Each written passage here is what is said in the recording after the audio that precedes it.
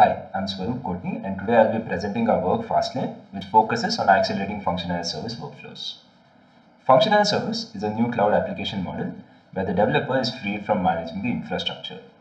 There are three stakeholders in FaaS: the developer, the cloud provider, and the client.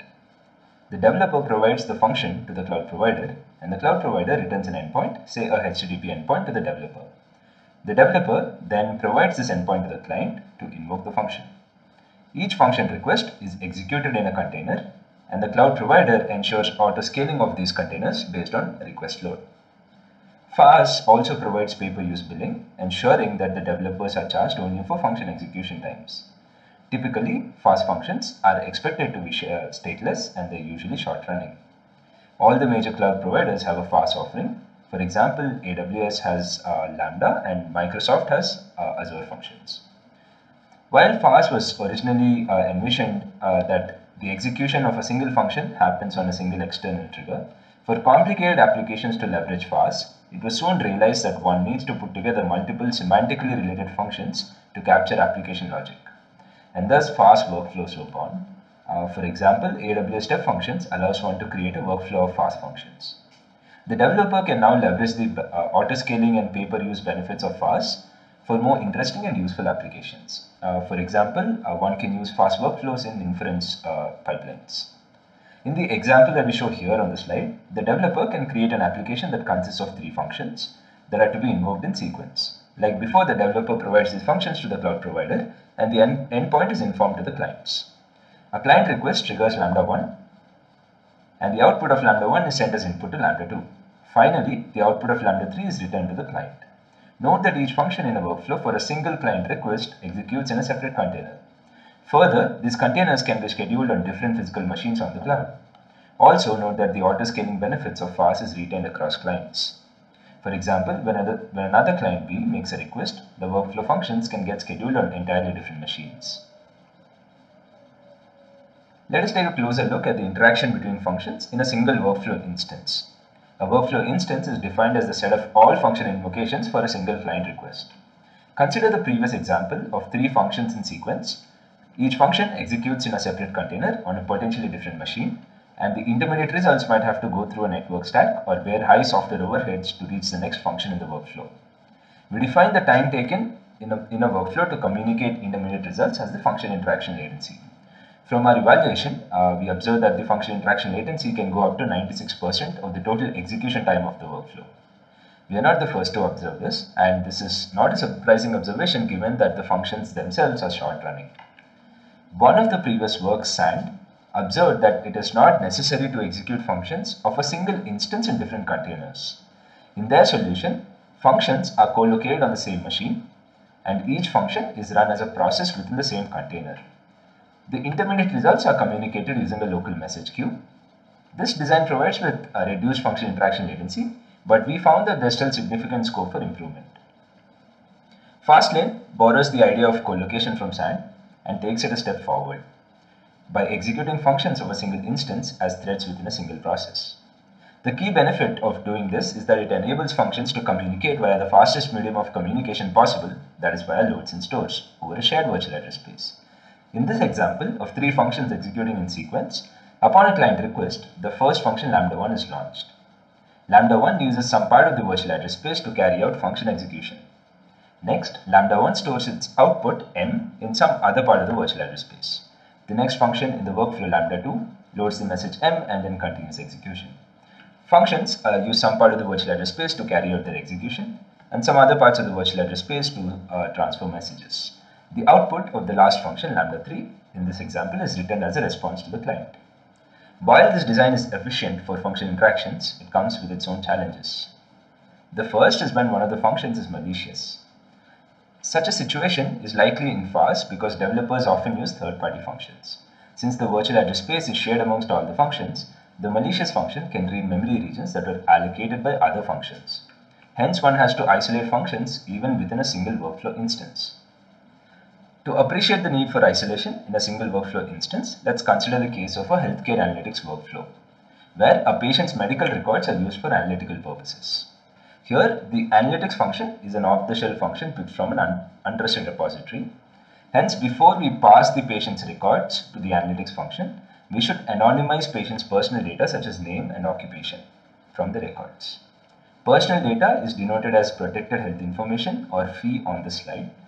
Now, if an instance of this workflow were running on Faastlane, then the thread running the analytics function would have unrestricted access to the private data of FEI identifier or anon records, both of which actually have access to the raw patient records. Hence, isolation even within a single workflow instance is a necessity. We found many such examples where isolation within a single workflow instance was required. Some examples could be protecting trade details in finance workflows or protecting model parameters in inference workflows. Now, our goal is to achieve low function interaction latency with lightweight isolation between functions within a single workflow instance. To provide such isolation, Faastlane begins with managing the virtual address space at the granularity of pages. With Intel's memory protection keys or MPK that is widely available in Intel Xeon processors, each page can be tagged with a protection key. The read-write permissions to a protection key can be read from a register called the PKRU register, and the value in this register can be modified using a user space instruction. Faastlane assigns a unique protection key to each thread. Whenever a thread requests for memory, a custom memory manager allocates from a page that is tagged with the protection key of the thread. Next, we have shared protection keys so that all threads can read and write from pages tagged with the shared keys. These pages are used for interactions between component functions. Now, in this example, we will use 5 protection keys, 3 private keys, 1 for each thread, and 2 shared keys, 1 for communicating with the client and 1 for function interactions. When a thread begins execution, Faastlane modifies the value in the PKRU register to only allow access to shared protection keys and 1 extra protection key that is unique to the thread. For example, when lambda 1 is running, Faastlane has access to exactly 3 keys. All the memory requested by lambda 1 is served from pages tagged with the private key of the thread. The output of lambda 1 is written to a page tagged with a shared key so that lambda 2 can read from this page. Before lambda 2 is invoked, note that the PKRU register is set such that the memory allocated by lambda 1 is no longer accessible.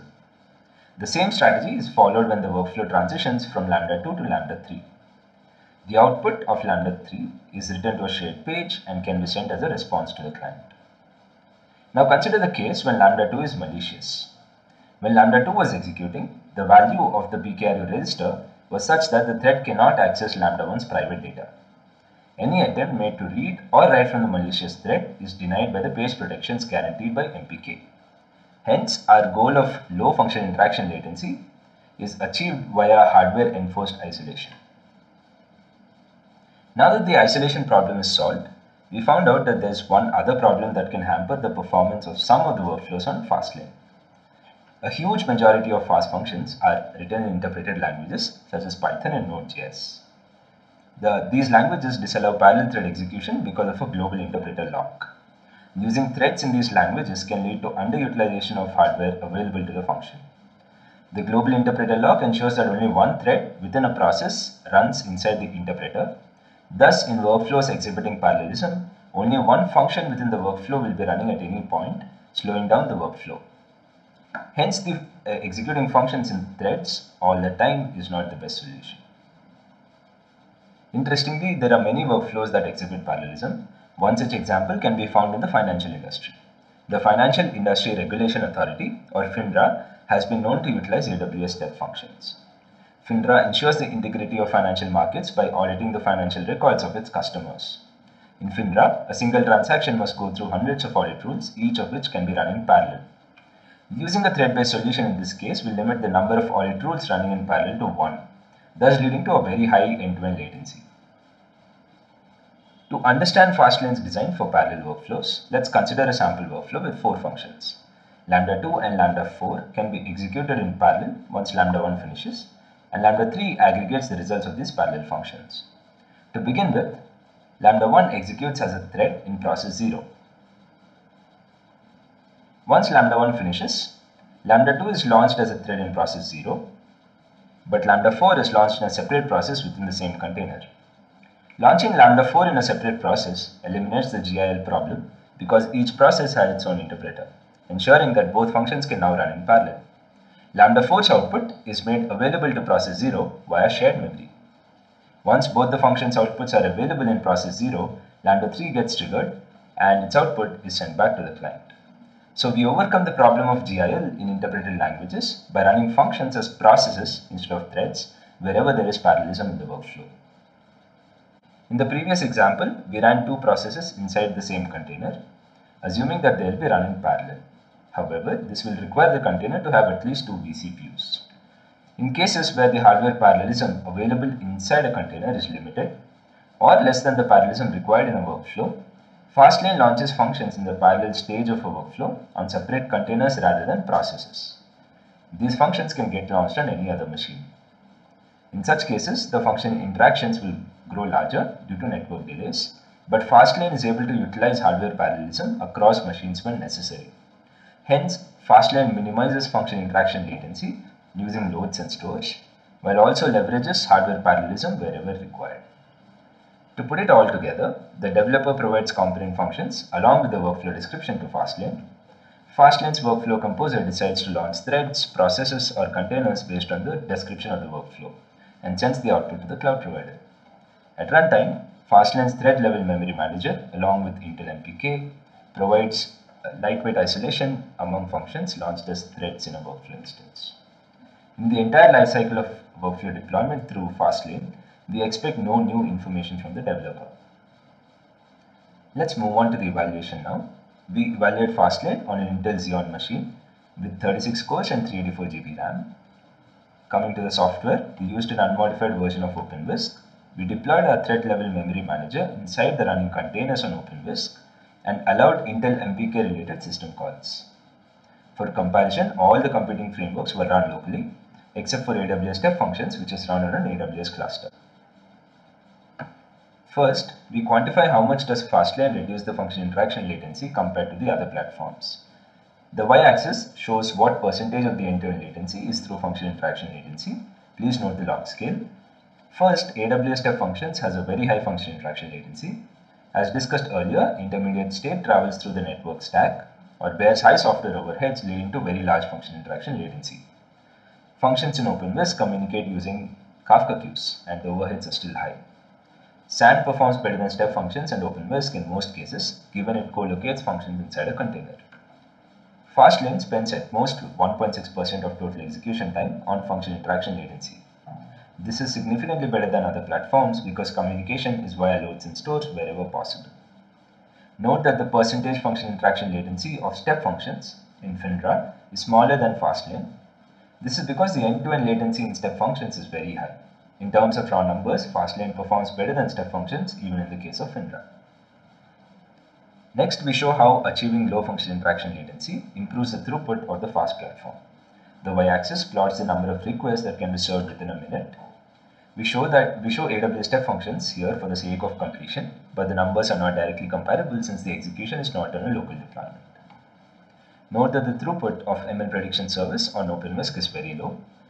This is because the size of the state transferred between functions is high and the workflow uses AWS S3 to transfer state. Comparatively, SAN performs better, providing higher throughput in most cases. Faastlane beats the rest of the competition in all the workflows. Overall, Faastlane has up to 16 times higher throughput compared to OpenWhisk and is up to 49% better than its closest competitor, which is SAN. Our paper further evaluates all our design choices, dollar cost of execution, scalability across machines, and so on. To conclude, function interaction latency is a key contributor to the end-to-end latency in FaaS workflows. Faastlane minimizes the function interaction latency by launching workflow functions as threads of the same process. It uses memory load store instructions for function interactions. Faastlane uses Intel MPK to provide lightweight isolation amongst component functions within a single workflow instance.